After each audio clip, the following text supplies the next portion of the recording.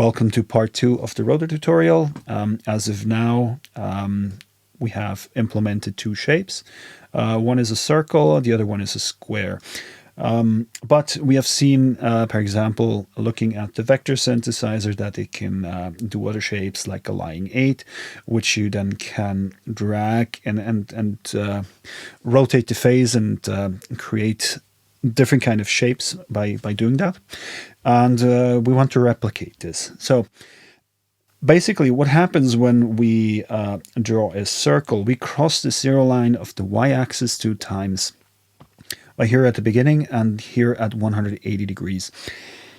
If we want to draw a lying 8, then we have to cross the 0 line here as well. So at 0 degrees, 90 degrees, and 180 degrees, which then looks like this. And we have 1, 2, 3, and 4 0 crossing, which is twice as many. And this already indicates what we need.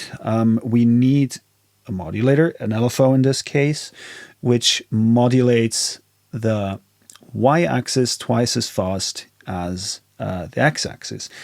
And then we need a way to synchronize these oscillators so that the shape stays stable. Okay, let's make some space here and duplicate this oscillator. Now they're doing exactly the same. And yeah, so since they start both with 0 hertz as a rate, I was wondering how can I achieve that they always stay in sync, but one oscillates at half the speed. And it is actually quite simple, because you can control this by manipulating the modulation intensity. So if I reduce this to 16th, now it will oscillate always at half the speed as the first oscillator. But this is not what I want to do, because I want some more flexibility.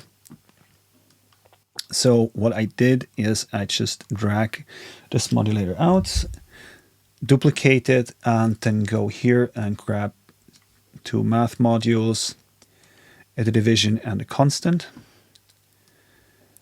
And now I can just divide the modulation signal by the fraction that I need.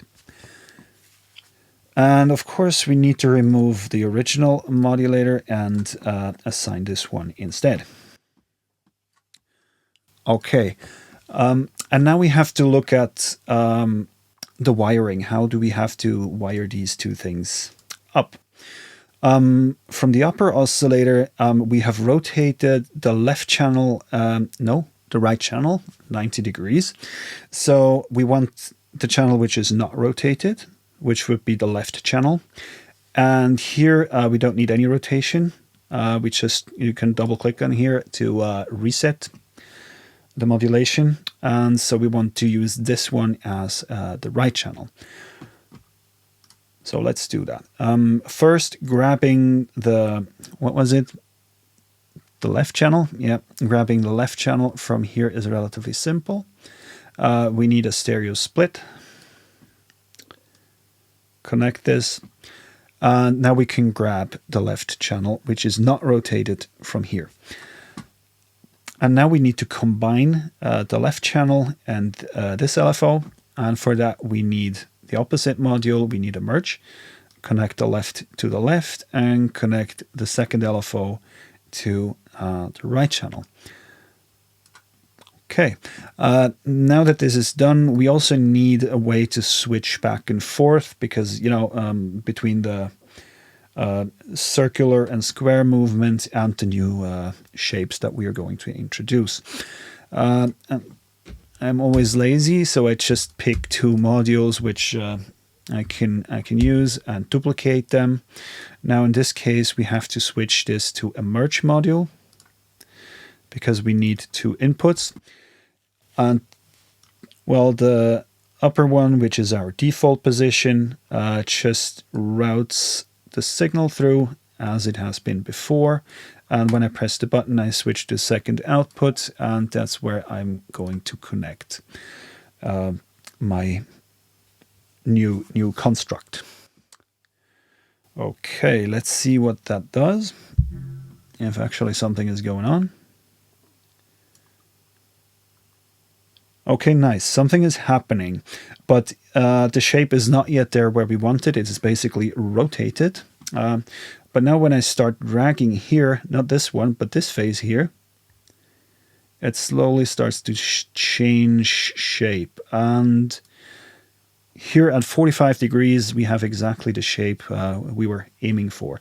But you already see that we can use this to influence the shape. And it's actually the same thing, you know, you saw at the vector synth in the first video that someone was dragging with the finger. And this is actually doing exactly this. It is manipulating the phase of one of the LFOs which are involved in the creation of this shape. So for now, we're going to fix it at 45 degrees and everything should work as before. Let's test it real quick.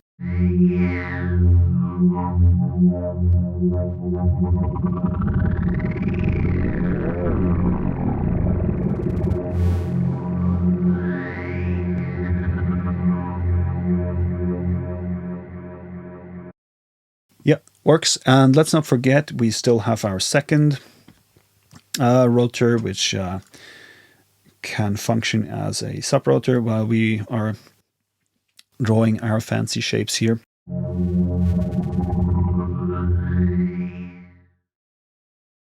And of course, we can, once we have this one as fancy as we want, duplicate it so our sub rotor has the same capabilities, and yeah, can then create very, very sophisticated and complex shapes. So let's organize this a little bit. Yeah, at some point it makes sense to name stuff or you will get confused. This one is switching back and forth between circle and a square. There's not much space here, so I always try to use kind of shortcuts if possible. The second one is, let's say, also kind of a big O for circle and an 8. And so let's see what else. Yeah, what's interesting is that we can control the division, so we can just increase this. Let's make it a bit faster that we see it. You can just increase the divisions and it will just this will increase the number of times it will move up and down while it moves left and right.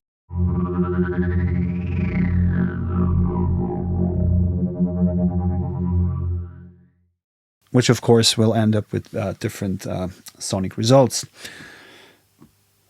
So, but these shapes, they are all very, very predictable.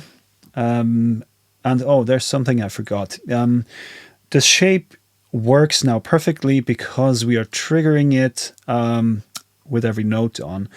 So what if we wanted to oscillate freely but still in sync? It's actually not so difficult. Pick the second oscillator, the second LFO, which is modulated by the fractioned modulator, and duplicate it because we need the same kind of modulation, and just place it somewhere where it is useful. And now use that one to re-trigger the waveform. But in order to do that, we need to select a waveform which triggers it right away at the beginning of each cycle and not somewhere in between. So select the triangle and turn it into a sawtooth by turning the skew fully counterclockwise, and then remove the phase shift. Now these two will remain in sync, and if you want to sync the oscillator or the modulator, you just have to turn on the phase retrigger on in this LFO, and you can ignore them here completely.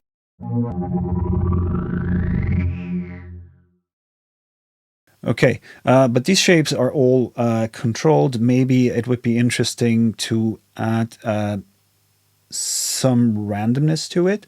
So it's not completely chaotic, but it has some kind of linear behavior. And that's relatively simple, and you can go as far as you want. I always like to have a little bit of control over it. I mean, creating some chaotic movements here is really not difficult. So let's grab this LFO, and per example, we could start modulating the phase of this one. So the right channel phase offset. Now nothing is happening because we are not using this oscillator right now, or at least not the right phase of this oscillator. So let's switch back to, oh no, I don't want to modulate it.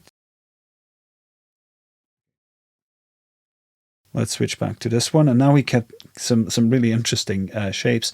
And you can see they're still kind of predictable.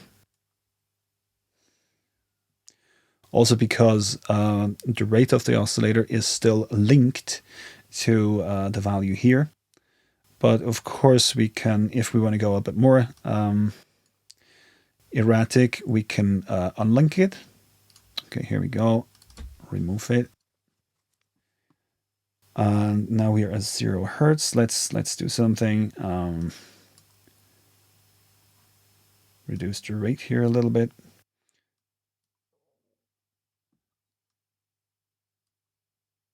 Oh, we are at kilohertz here. That's the problem. That's why it's so fast.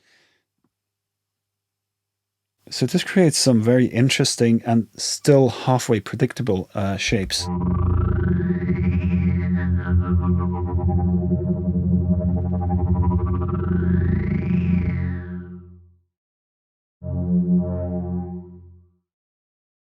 So really nice, and you know, this is just the beginning. Introduce using some math or some idea and imagination. You can go even further, but usually I don't even think it's necessary. I mean, the rotor with the circle, the square, and the line 8 can get you really far, and give you a lot of new sonic capabilities, especially also when you go into audio rate. And just as a little tip, you're not limited to LFOs. I mean, they go up to 32 kilohertz, so they're full-fledged oscillators. But if you want and work in audio rate, you can just grab an oscillator here and use that one as a modulator. And the benefit of that is that this one is automatically key tracked. So I haven't tried this yet, but yeah, it might also yield very interesting results. Cool. That's already it. Hope, as always, that you liked this tutorial and you find it useful. We'll come up with something new. And yeah, leave a like, subscribe, and see you next time.